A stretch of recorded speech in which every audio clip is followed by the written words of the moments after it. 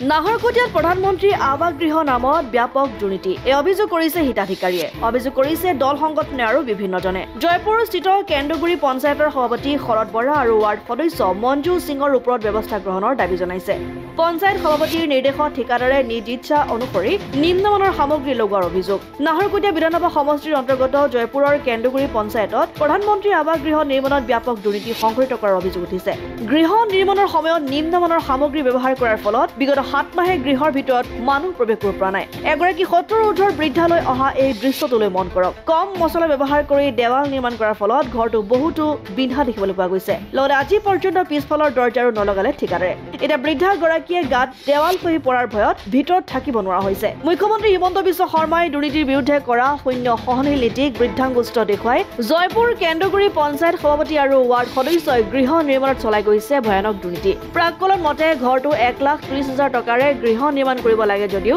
সভাপতিয়ে কমিছনৰ অংক কৰি অতি কম সময়ত নিম্ন সামগ্ৰী ব্যৱহাৰ কৰি বৃদ্ধাগৰাকীৰ গৃহ নিৰ্মাণ কৰিছে আমাৰ এই কেন্দ্ৰগুৰি গ্ৰাম পঞ্চায়ত অন্তৰ্গত দুৱাৰ পথাৰৰ আমাৰ 70 ঊৰ্ধ্ব বৃদ্ধ মহিলাগৰাকীৰ নামত অহা প্ৰধানমন্ত্ৰী আৱাস যোজনাৰ গৃহ আমি চাবলৈ পাইছোঁ যি ধৰণে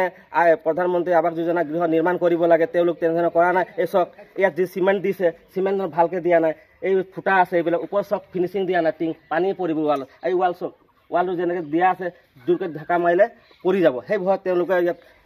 বাক লোৱা নাই আৰু আমি অসম স্বাধীনতা ছাত্ৰ সন্থাই আমি তীব্ৰ নিন্দা কৰিছোঁ যে এনেধৰণে জনপ্ৰতিনিধি এজনে এনেকৈ দুৰ্নীতি কাম কৰিছে গতিকে তেওঁলোকৰ ওপৰত উচিত বিচাৰ কৰিবলৈ আমি চৰকাৰক আহ্বান জনাইছোঁ অন্যথা আমি অসম স্বাধীনতা ছাত্ৰ সন্থা নাহৰকটীয়া শাখা হয় বিহিত ব্যৱস্থা ল'বৰ কাৰণে আমি বাধ্য হ'ম হয় এতিয়া চাব আগফালে দৰ্জা যিটো লগাইছে একদম ফাল্টু দৰ্জা লগাইছে ভালকৈ ঢালাই দিয়া নাই আৰু পিছফালৰ চক দুৱাৰ লগোৱাই নাই আৰু এইটো সোঁফালে আপোনাৰ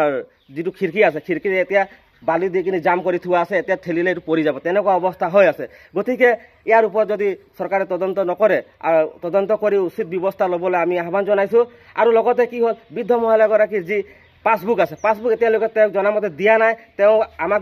আপত্তি কৰিছে যে তেওঁলোক পাছবুক এতিয়ালৈকে দিয়া নাই মোৰ যি পেঞ্চন পইচা সোমাই মই উলিয়াব পৰা নাই গতিকে মোৰ বহুত অসুবিধা হৈছে বিশেষকৈ তেওঁ এজন এতিয়া যিটো বয়স আছে দুখ পাই কিনি খোজকাঢ়িব পৰা নাই গতিকে তেওঁ এটা দুৰ্ভাগ্যত ভুগি আছে বুলি আমি দেখিব পাইছোঁ গতিকে এনেধৰণৰ কাম আমি এই প্ৰতিনিধিসকলক আমি তীব্ৰ গৰিহণা দিছোঁ আৰু ভৱিষ্যতে তেওঁলোকে এনেকৈ নকৰিবলৈও আহ্বান জনাইছোঁ ধন্যবাদ নাহৰকটীয়াৰ পৰা ক্ষীৰোৎকণৰ ৰিপৰ্ট অসম আদিত্য।